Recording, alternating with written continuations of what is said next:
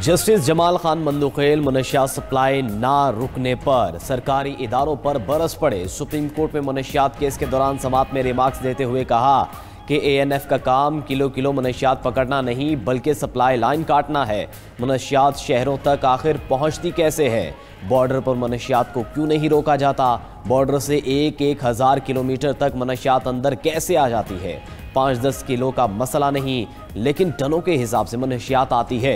बलूचिस्तान के 3 अजला में मनशियात की फसलें काश्त हो रही हैं। सबको मालूम है लेकिन कोई कार्रवाई नहीं करता। ये ज़ियाउल हक का दिया हुआ तोहफा है, भुगते इसको। अदालत ने कोरियर कंपनी के मैनेजर की दरख्वास्त जमानत पर समाअत मुलतवी कर दी। ANF को मुलजिम की CCTV फुटेज पेश करने की हिदायत।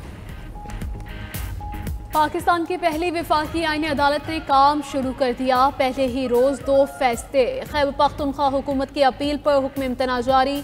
दौरान समाअत additional advocate general Shah Faisal इस्तदा की कि ये केस गरीब मजदूरों से मुतल्लिक है। अगर निजी इदारे वाजिबात अदा नहीं करता तो मजदूर मुतल्लिका महकमे में अपील कर सकता है।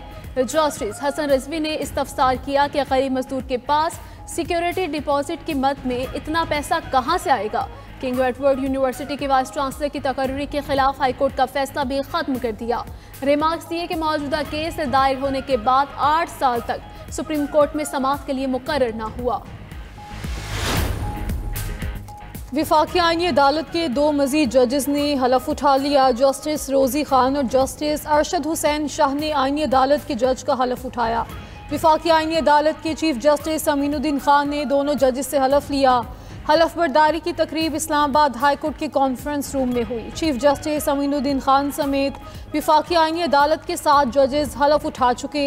जस्टिस हसन अजहर रिजवी, जस्टिस आमिर फारूक बतौर जज आईनी अदालत हल्फ उठा चुके। हल्फ उठाने वालों में जस्टिस अली बाकर नशफी और जस्टिस के आगा भी शामिल हैं। लाहौर हाई कोर्ट के जज की 27वीं आईनी तरमीम के खिलाफ दरख्वास्त पर समाअत से माजरत। जस्टिस चौधरी मोहम्मद इकबाल ने file chief justice Lahore high court को इरसाल कर दी। दूसरी जानिब 27वीं आईनी तरमीम के खिलाफ सिंध हाई कोर्ट में एक और दरख्वास्त दायर। दरख्वास्त गुजार ने मौक़िफ़ अपनाया कि 27वीं आईनी तरमीम कानूनी तौर पर मंजूर नहीं हो सकती। अदालत से इस्तदा की कि 27वीं आईनी तरमीम को आइन से मुतसादिम करार देकर गैर आइनी करार दिया जाए।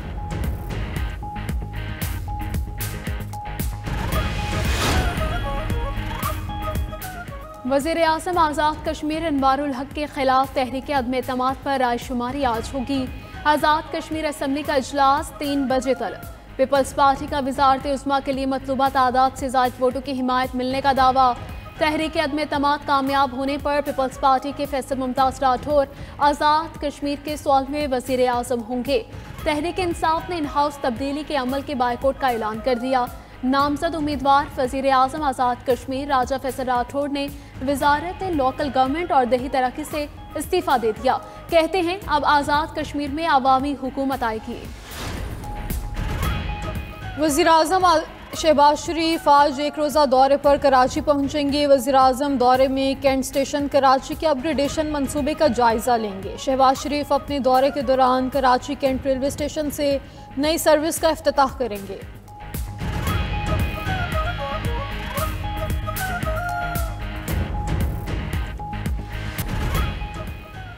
पंजाब में दफ़ा 144 के निफाज में मज़ीद 7 रोज़ की तोसी। सूबे भर में एहतजाज, जलसे, जुलूस, रैलियों, धरनों और अवामी इज्तिमात पर पाबंदी बरकरार। जारी नोटिफिकेशन के मुताबिक 4 या ज़्यादा अफराद का अवामी मकामात पर जमा होना ममनू करार दिया गया।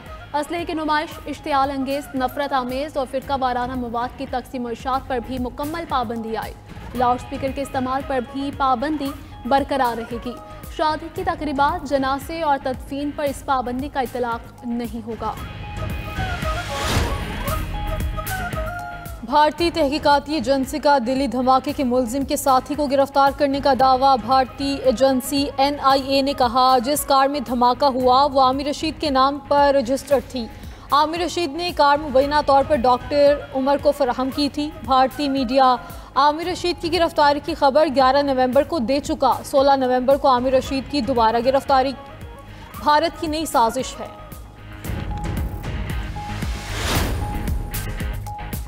कैनेडियन हुकूमत ने सिखों को खालिस्तान रेफरेंडम की इजाज़त दे दी। अमेरिका, यूरोप और दीगर ममालिक में हज़ारों सिख कनाडा पहुँचने लगे। खालिस्तान रेफरेंडम 23 नवंबर को ओटावा के ब्लैंक स्टेट साइट पर होगा। सिख फॉर जस्टिस के रहनुमा गुरपतवंत सिंह पन्नू कहते हैं कि खालिस्तान रेफरेंडम भारतीय पंजाब को आज़ादी दिलाने का जमहूरी अमल है। ओटावा में भारतीय हाई कमिश्नर दिनेश की रिहाइश गाह के बाहर सिखों का मुजाहरा, खालिस्तान के हक में नारे लगाए।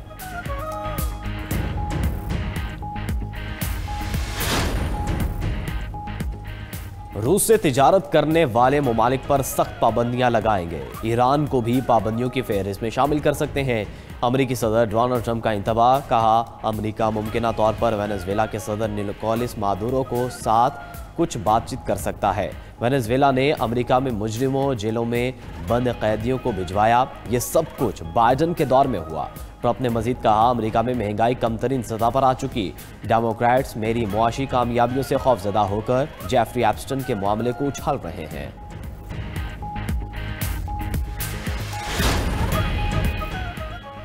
अमेरिका मुनसिफाना मुज़ाकरात के लिए तैयार नहीं, वो ईरान पर अपनी मर्जी मुसल्लत करना चाहता है। ईरानी वज़ीर ख़ारजा अब्बास इराक़ची कहते हैं कि ऐसे मुतालबात के सामने बातचीत का कोई इम्कान नज़र नहीं आता। ईरानी वज़ीर ख़ारजा ने वाज़ेह किया कि ईरान बातचीत के लिए हमेशा तैयार था और आइंदा भी रहेगा, मगर कभी भी ऐसे मुज़ाकरात में हिस्सा नहीं लेंगे जो इज़्ज़त और वक़ार के खिलाफ हो। अमरीकी फ़ौज का मशरक़ी पैसिफिक में एक और कश्ती पर हमला, 3 अफराद हलाक। US सदरन कमांड का कहना है इंटेलिजेंस ने तस्दीक की है कि कश्ती गैर कानूनी मनशियात की स्मगलिंग में मुलव्वस थी। सितंबर के आगाज़ के बाद मनशियात की कश्तियों पर अमरीका का 21वां हमला था। पेंटागन के मुताबिक इन हमलों में 83 से ज़ायद अफराद हलाक हो चुके हैं।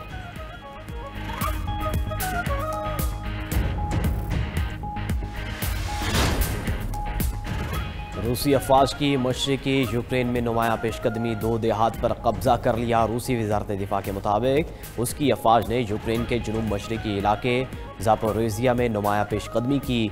मजीद इलाकों पर कंट्रोल के लिए फ़ौज आगे बढ़ रही है। रूस ने एक ड्रोन वीडियो भी जारी की जिसमें रूसी फौजियों को झंडे लहराते देखा जा सकता है।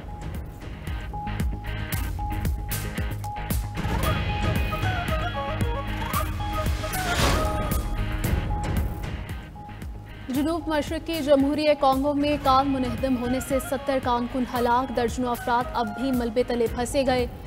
निकालने के लिए रेस्क्यू ऑपरेशन जारी है। खबर एजेंसी के मुताबिक पुल सुबह लवालाबा में कान के एक सैलाबज़दा हिस्से पर गिरा। पुल कान में ट्रांसपोर्टेशन के लिए इस्तेमाल हो रहा था। न्यूयॉर्क में अमरीकी फुटबॉल टीम का खिलाड़ी फायरिंग से शदीद जख्मी। पुलिस का कहना है कि फुटबॉलर क्रिस बॉय को मैनहट्टन में गोलियां लगी। गोली फुटबॉलर के पेट में लगी। मुलजिम की गिरफ्तारी ताहाल ना हो सकी।